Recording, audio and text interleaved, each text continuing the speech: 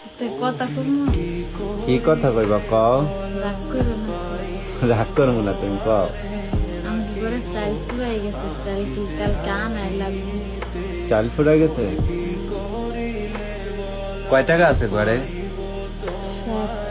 700-800 টাকা আছে। 800 টাকা আছে? এক বস্তা চাল কিনতে গেলে 1400 টাকা লাগবে, বুঝছো? না, এক বস্তা চাল আনবে না, 10 কেজি চাল আনবো। 10 কেজি চাল না? বাকি আনার দরকার নেই, বাকি আনলে তুমি দিবা কেমন? তো 10 কেজি চাল কয়দিন যাবো? তাও তো 10 দিন যাইবো। 10 দিন যাবো? 800 টাকা দিয়ে 10 কেজি চাউল আনবা, আর মনে করি যে কয় টাকা বাঁচবো না, কিছু কিছু বাজার নিয়ে আসবে। তরকারি আনা লাগতো না, তরকারি তোমাদের খেতে আছে কিছু কিছু দিতে হইবে। তা 800 টাকা তো 10 কেজি চাল কিনলে আর কয় টাকা বাঁচবো? বাঁচবো না কিছু কিছু অল্প কিছু টাকা বাঁচবো। ওইটাই দে, তরকারি তো কিনা লাগতেছে না। শুধু অল্প অল্প বাঁচে তেল।